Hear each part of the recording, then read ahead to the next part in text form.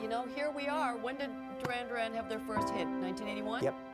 So here we're 30-some years on, and the people are packed in there. It was good, wasn't it? It was great. Yeah, they were great. The fans are fantastic, and they've really been, I think it's been revitalized the last couple of years, actually. You know, it's the last album really connected with the fans, and they've been super sort of supportive of this book project. Why now, after all these years? Was it the right time to tell the story? And you get pretty candid. You're pretty honest in that book. Yeah, well, it was the right time. I mean, you know, my dad passed away, coming up on 3 years. I sold the house that I grew up in. I mean, that really started the creative process of writing and thinking, particularly about, you know, growing up. Then I was approached at the beginning of last year. There's been a bit of a rush on with rock memoirs lately, and and you know, I was told that if it was something, if I wanted to do it, it would be a good time. And then Simon lost his voice last summer, and we cancelled 3 months of shows, like the night before the tour was due to start.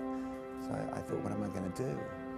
I'm going to do that book. How did you find that process? I loved it, actually. I had a guy working with me. I don't think I could have done it alone, but I had a guy working with me. He kept me moving.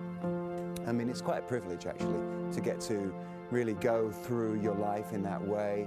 I enjoy it. I like writing, you know, and yeah, I mean, it was a good experience, quite humbling in a way. Was your recall good?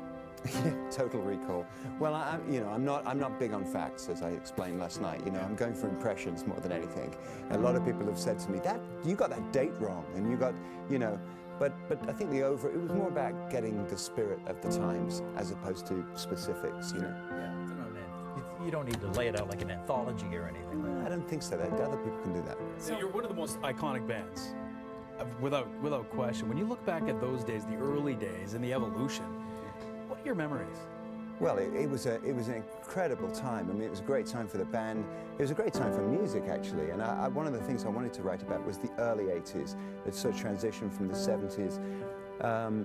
It's sort of an underappreciated period in music and pop culture, I think. So I was quite excited to write about that. I didn't write about the whole sweep of the band. I didn't feel that was my role, but I did write about the first few years, and I mean, it was incredibly exciting. We took an incredibly exciting ride. We worked hard, man. And I mean, part of what the book does, it demystifies that whole fame thing. You know, it's like you've got to really want it. You've got to really be prepared to work hard, you know, and a little chemistry helps. When you have the fame, that's how you handle it as well, right? That's the big challenge. Well, yeah, and everybody handles it differently, you know, and that's where you really, you know, you really learn. You know, I mean, you've got 5 guys that essentially look so similar. You know, they come from such similar backgrounds. I always used to marvel at the houses that we all came from. We're almost identical, these little semi-detached suburban houses. You know, all 5 of us came from very, very similar backgrounds. But there were nuances, you know. One guy had 2 brothers. One guy would be an only child. One guy had this. And we all responded to the fame quite differently. I was the one without the off switch. Right, which you're very open about. I thought you might pick up on that. Which you're very open about in the book, where you try to deal with that in a number of different ways, whether it was drugs, and that was an addiction that you battled for a long time. Yeah. And was it the fame? Was it the loneliness? What was it? Well, as I say, it was like not having the off switch, and I was the guy that just didn't know when to say no, you know. And, you know, I went through rehab. I wanted to write about that because that was such a profound experience for me. And I wanted to try to put that down. You know, they taught me that it wasn't my fault, that it was just the way that, you know, that I metabolized alcohol. Some people are like that, apparently. But you're still around.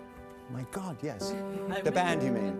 Well, no, you as an individual. I mean, look at how many people in that profession succumb to these addictions. Well, absolutely. I mean, I got the golden ticket, to be honest with you. It's like the toss of the dice in a way, isn't it, really? Yeah, it is. I mean, you know, you feel like, well, okay, the universe wants me here, because I could have definitely, you know... Checked out. Yep.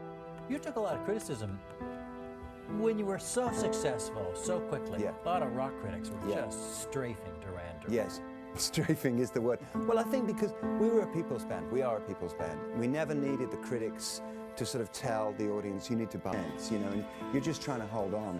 And I think you can only handle that for so long. I think most people sort of like step aside. You don't want to be, it's like driving really fast, you know, it's fun for a minute, but then you kind of really, you want to just calm down and just How's the relationship now with you and the rest of the band? There were, you know, you write that you were as tight as a family could be, and then you hit some bumpy times. Where are you guys now? It's really strong, you know. I mean, it really helps to have a record that you're proud of. The last album that we did, Mark Ronson produced, and he tapped into something that we made an album we were proud of, that the fans really liked. So we did almost 18 months of touring behind that album. I'm glad I got to write the book, you know, while the feeling in the band was so strong and so positive. You know, I had no inclination to diss anybody, put anybody down. There's no revenge in there, you know. I mean, if I'd have written it 10 years ago, it would have been different, you know. But we've had a really good time. We've evolved. Our relationships have evolved. They're really strong. Did you hesitate at all to put anything in the book?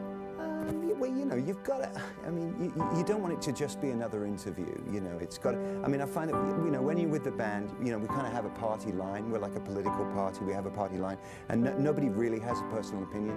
The opinion is the band's opinion, and it was nice to get to write the book and say, well, actually, this is my perception. This is my truth. And I have to be very clear that it's nobody else's, and any, you know, Simon or Nick would write a very different book. Well, it's a great, great read on so many levels. It takes you back, you can reminisce, but also because, again, you're so candid, it's going to be really eye-opening to a lot of people as well, I think. In the Pleasure Groove, love, Death, and Duran Duran. John Taylor, thank you so much. Thanks, Liza. Just a pleasure.